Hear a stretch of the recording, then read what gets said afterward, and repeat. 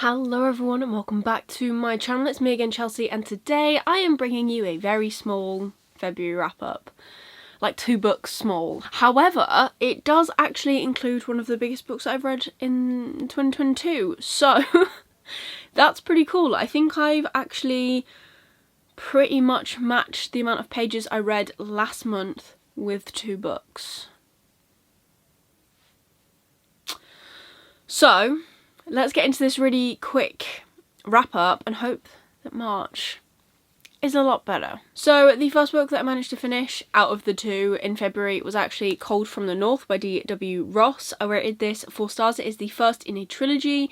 It is the Onyxborn Chronicle, which is, like I said, going to be, I'm pretty sure it's only 3 books. I could be wrong, but I know the 3rd book is coming out hopefully in the summer, so I'm very excited. I have also very kindly been sent the sequel.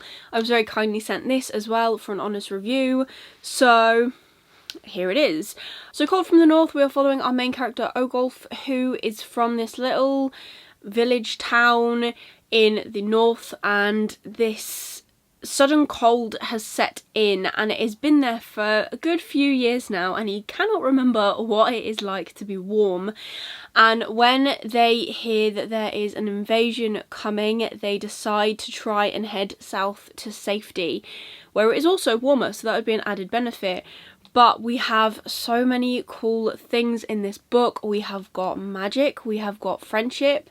I love the fact that so far there has not been any romance, which is a big thing for me. A lot of the time I do love a good fantasy where if there's going to be a romance, it needs to be like a really slow romance. We can't just be thrown in.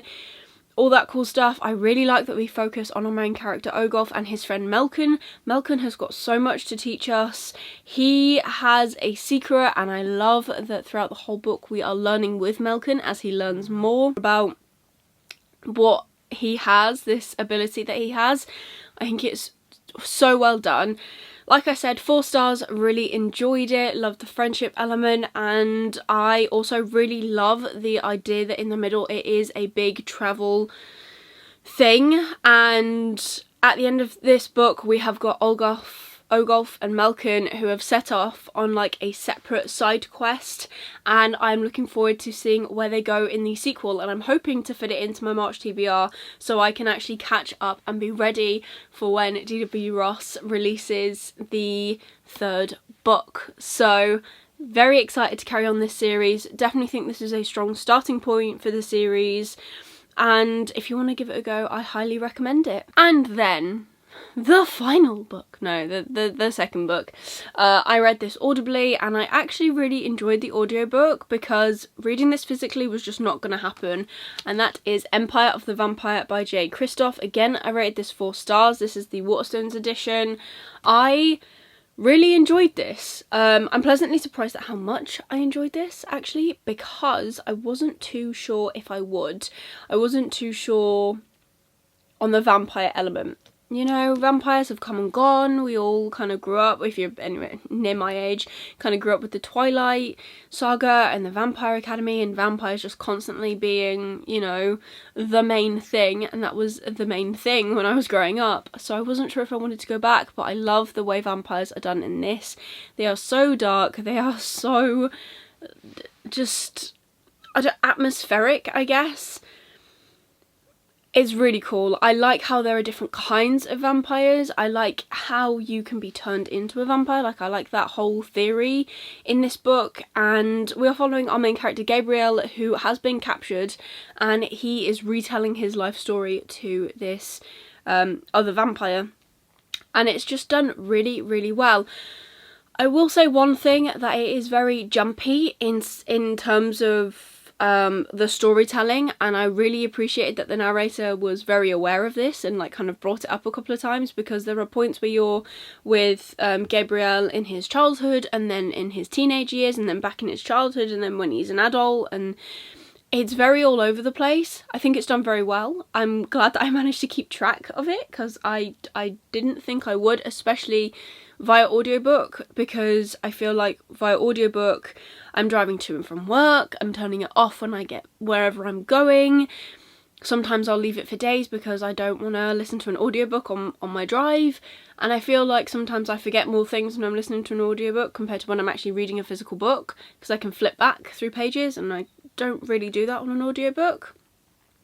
But I managed to keep track very well. I really enjoyed it. Glad I managed to finally read it. And that means I've actually read another one of my subscription box books from last year, which is great because I haven't read many. If you've watched my subscription box wrap up, which I'll link up here if you haven't, it was like my wrapping up 2021.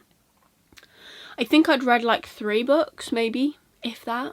And I'm going to try to beat that this year. I'm going to try and get on top of my subscription box books. Might not happen, but I'm gonna give it my best shot. So there you go. There are the 2 books that I managed to read. I've started so many books this month, and I just haven't finished any of them. So to give you like an overview, I have started House of Sky and Breath. I have started The Starless Sea. I was meant to finish The Starless Sea, as I said in my vlog that went up last week. If you haven't seen it, I'll link up here for you.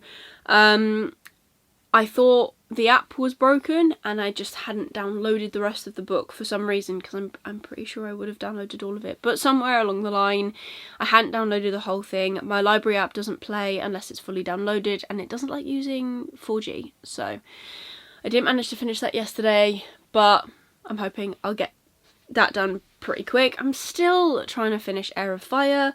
I don't know why I'm putting it off, but I am now. I'm just not picking it up. I have started These Violent Ends by Chloe Gong, just as a spur of the moment thing. And I also randomly picked up the Bonus Mercies towards the end of this month, which I haven't actually mentioned anywhere, and I was meant to, but I didn't. I've also picked up the Bonus Mercies just as a random whim, but yeah, there you go. There are the 2 books that I managed to read in the month of February. I'm really hoping that March is a lot better. If you did like this video, please give it a like, really supports me and my channel. Leave me a comment down below of the best book that you managed to read in February, and if you don't want to leave me a comment and you just want to leave me an emoji, leave me a vampire emoji for Emperor of the Vampire, finally checking that off. And if you want to see more of me and hopefully see me read more books, please consider subscribing down below and ring that notification bell so you get notified every single time I upload new videos. I currently upload on a Wednesday and on a Sunday, so be sure to stick around for more bookish content from me. But otherwise, that's everything for today's video. Nice, short and sweet, and I will see you again in the next one. Bye.